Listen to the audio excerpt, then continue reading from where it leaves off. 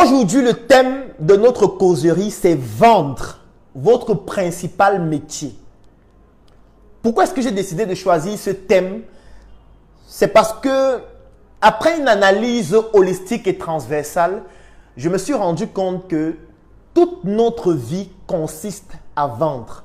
Directement ou indirectement, nous sommes toujours en train de vendre.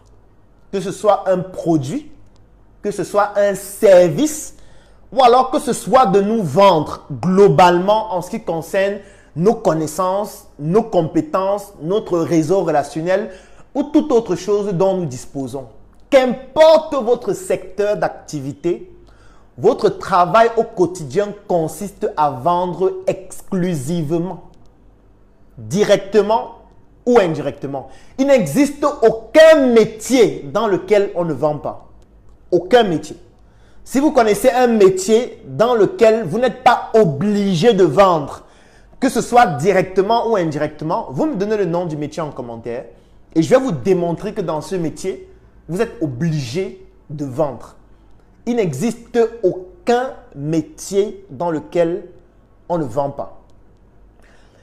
Et lorsque quelque chose devient une commodité, ça veut dire que lorsque vous identifiez quelque chose qui se retrouve partout, ça veut dire que cette chose devient donc indispensable pour devenir performant. Ça devient indispensable. Pour pouvoir s'en sortir aujourd'hui dans notre société, il faut savoir vendre. Ceux qui savent mieux se vendre ont plus d'opportunités que ceux qui ne savent pas ou que ceux qui négligent la vente ou alors ceux qui se disent que vendre, ce n'est pas important. Il n'existe aucune activité, il n'existe aucun métier, il n'existe aucun secteur d'activité où vous n'avez pas un besoin de vendre. Il y a Pedro qui me dit infirmier. Et il s'avère que je suis un professionnel de santé aussi en tant que médecin. L'infirmier ou l'infirmière, c'est la vitrine d'un hôpital. Ça veut dire que si une infirmière ou un infirmier ne sait pas vendre ou se vendre, il détruit son hôpital. Parce que lorsqu'un patient arrive à l'hôpital, il sera reçu principalement par un infirmier ou une infirmière. Et la réception, l'interaction entre l'infirmier, l'infirmière et le patient, c'est déjà un acte de vente qui va transmettre la perception de l'hôpital, qui va transmettre la valeur perçue de la structure hospitalière.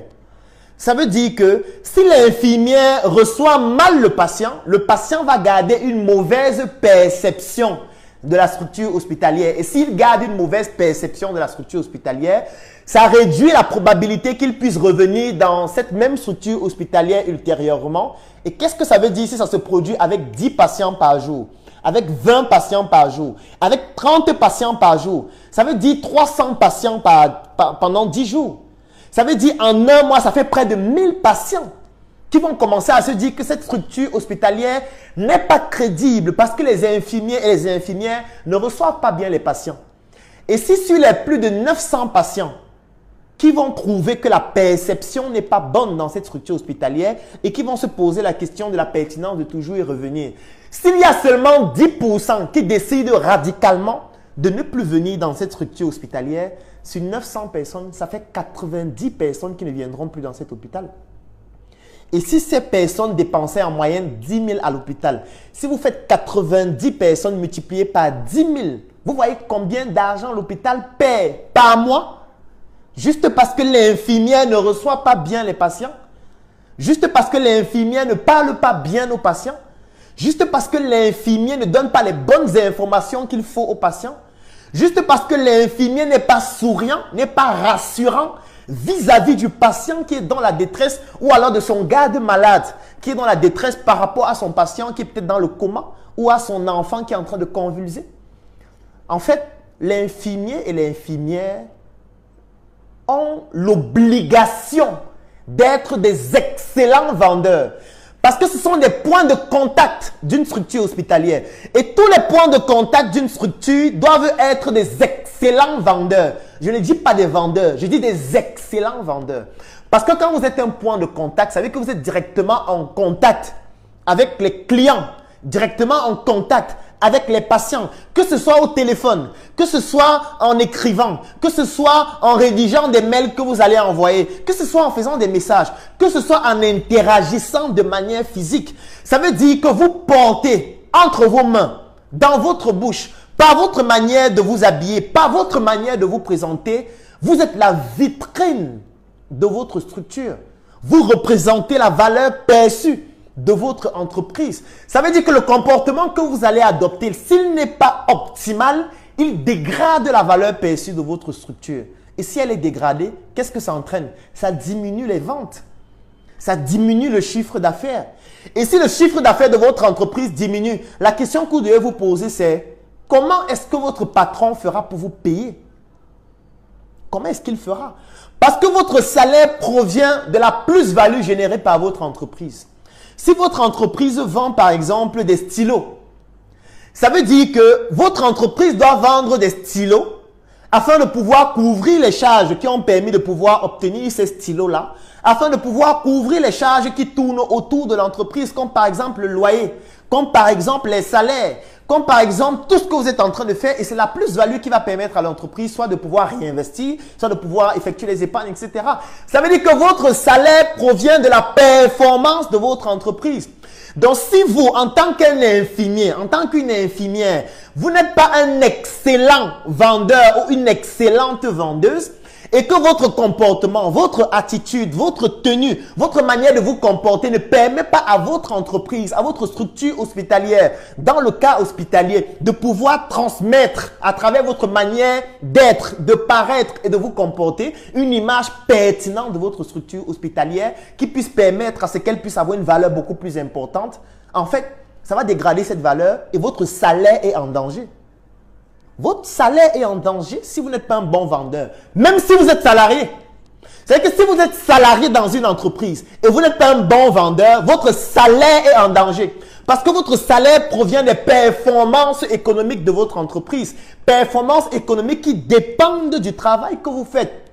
Ce n'est pas seulement du vôtre, oui, mais ça dépend aussi de vous. Parce que vous êtes une vitrine. Vous êtes un point de contact. C'est de ça qu'il s'agit.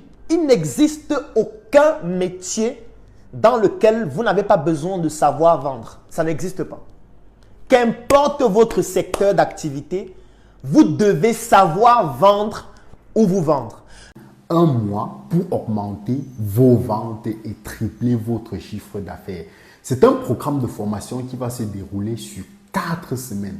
Au cours de la première semaine, il sera question pour nous de travailler ensemble sur votre projet pour vous permettre d'optimiser l'offre que vous proposez à vos différents prospects, que ce soit un produit ou un service. On va travailler sur l'optimisation de l'offre en question afin de la rendre beaucoup plus irrésistible pour vos différents prospects. Au cours de la semaine 2, nous allons vous accompagner à trouver vos clients et vos prospects idéaux pour que la conversion elle soit plus facile.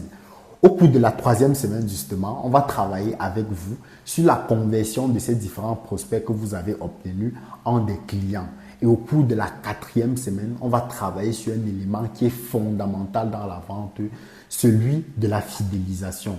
C'est 8 unités de formation avec à la fin de chaque unité un minimum de 5 exercices à faire afin de se rassurer qu'au terme de la formation, nous atteindrons les objectifs qui sont escomptés. Pour la circonstance, nous avons décidé de travailler avec les meilleurs, les personnes qui sont sur le terrain et ont des résultats concrets et palpables.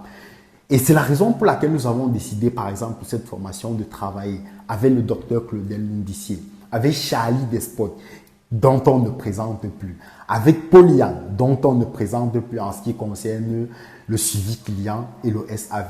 Nous avons décidé de travailler avec Daryl Kandeux et nous avons décidé de travailler avec tous ces autres formateurs-là et moi-même qui, au cours de ce mois, vont vous donner des stratégies pour pouvoir mieux vendre votre produit et votre service. À la fin de la formation, on va organiser un pitch de présentation des projets. Il sera question pour vous de présenter les résultats que vous avez obtenus tout au long des 4 semaines de formation avec les résultats financiers que vous avez obtenus. Et les meilleurs qui auront des projets pertinents et ont bossé pour obtenir des résultats conséquents pourront bénéficier des financements pour faire passer leur projet à un autre palier. Donc, pour cette formation, vous ne prenez en réalité aucun risque pour une raison qui est simple. C'est qu'après votre paiement, si au cours de la première semaine de formation, vous n'êtes pas satisfait, vous signalez tout simplement et on va rembourser votre paiement qui aura été effectué en intégralité. Donc, vous convenez avec moi qu'en réalité, vous ne prenez aucun risque à part celui de voir votre projet décoller davantage et de vendre beaucoup mieux vos différents produits et vos différents services. La formation, elle va se faire en présentiel au siège de la Startup Academy de Yaoundé et elle se fera également en ligne sur Google Meet et elle va débuter le 11 avril 2023.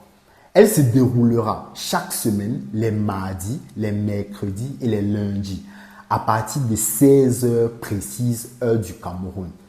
Et s'il arrive que pour une raison ou pour une autre, au courant de la formation, vous manquiez 1 jour, 2 jours de formation pour peut-être des contraintes familiales ou toute autre raison qui pourrait avoir sa place, à la fin de la formation, ce qui sera simplement fait, c'est que toute la formation vidéo sera encore mise à votre disposition pour vous permettre de la réécouter, de vous rapproprier la formation et de continuer son implémentation dans votre projet.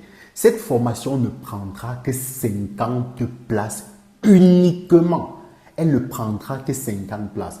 Et donc, pour faire partie des 50 premières personnes à réserver votre place, une seule chose à faire, cliquez dans le lien qui est en dessous de cette vidéo et réservez votre place.